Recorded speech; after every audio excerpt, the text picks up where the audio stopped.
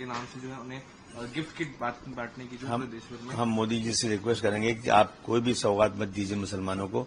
सौगात ये होगी कि आप जो अधिकार मिला है संविधान में, वो अधिकार मुसलमानों को मिल जाना चाहिए।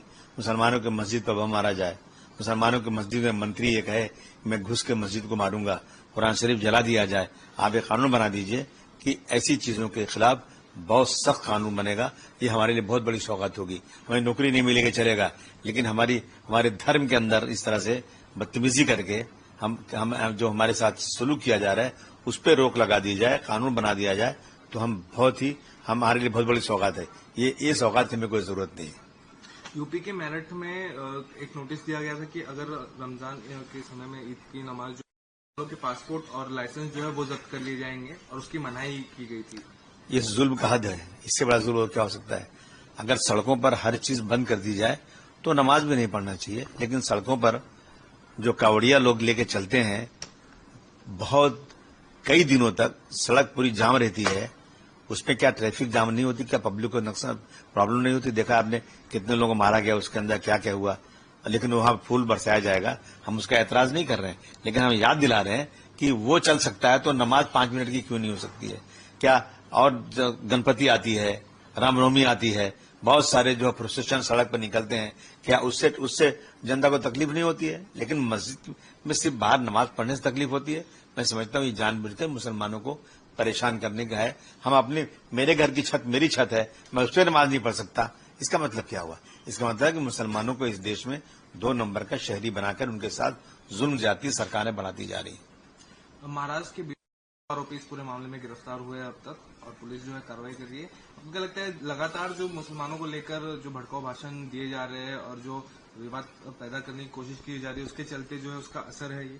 बिल्कुल। देखिए, जब मिनिस्टर जैसे लोग, मुख्यमंत्री जैसे लोग मुसलमानों के खिलाफ रोजाना कुछ न कुछ बातें करेंगे तो आम शरीफ जनता के अंदर भी मुसलमानों के खिलाफ एक नफरत पैदा हो जा रही है। ये उसी का नतीजा है। अब बताइए, वहां पर एक आदमी जो है स्टेटस रखता है और चैलेंज करता है, रात को 9:30 बजे कहता है कि मस्जिद कैसे बनी यहां पर, मस्जिद तोड़ दो नहीं तो मैं तोड़ दूंगा। 2:30 बजे रात को बम मार देता है जाके इसके ऊपर, और उस पर बहुत ही आसान धाराएं लगाई जाती हैं। अगर मैं देखता हूं मेरे देश में किसी ने प्लानिंग किया, कुछ सरकार को कहीं न कहीं से इंटेलिजेंस मालूम होता है किसने प्लानिंग किया है कोई ब्लास्ट की, तो उसके साथ सख्त कार्रवाई होती है। ब्लास्ट बम नहीं मारा, लेकिन प्लानिंग किया, वहां एटीएस, वहां पे एनआईए इंक्वायरी पर लग जाती है। लेकिन यहां न एनआईए लगी अभी तक, न एटीएस लगी अभी तक। मेरी मांग है कि जो है आतंकवाद के जितनी कठोर सजाएं होती हैं, जितनी कठोर जो है दफाएं होती हैं, वो इसमें वो सेक्शन लगना चाहिए और इसकी सही इंक्वायरी एटीएस और एनआईए से होना चाहिए। मस्जिद पर बम मारा है, इसमें उनके साथ कोई नरमी नहीं बरतना चाहिए। और मैं देख रहा हूं कि अगर मुसलमानों ने कहीं कुछ किया तो तुरंत बुलडोजर आता है, घर गिरा दिया जाता है। लेकिन यहां अभी तक बुलडोजर नहीं आया और लगता है बुलडोजर पंचर हो गया यहाँ पे। ये क्या हो रहा है देश में?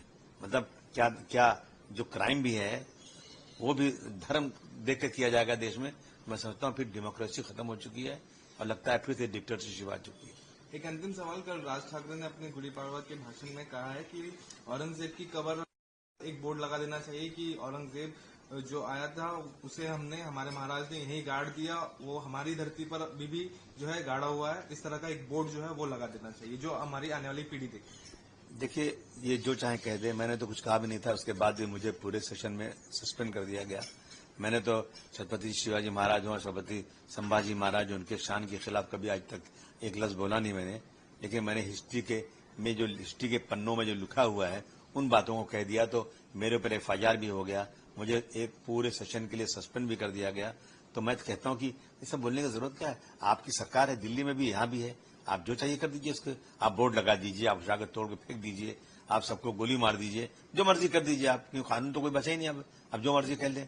जब इनका औरंगजेब रहमतुल्लाह के देहांत हुआ था, वो 300-350 साल पहले की बात है। आज तक क्या उनके परिवार के लोगों ने उसको चाहते तो क्या नहीं तोड़ देते उसको? उसके खिलाफ किसी ने बात ही नहीं किया। लगता है इंतजार था कि महाराष्ट्र में जब सरकार आएगी फडणवीस साहब की, जब डिप्टी चीफ मिनिस्टर बनेंगे और एकनाथ शिंदे साहब, तब ये मामला उठेगा जब ये कब्रिस्तान तोड़ी जाएगी। तोड़ दीजिए, आपकी मर्जी है, जो चाहे कर दीजिए।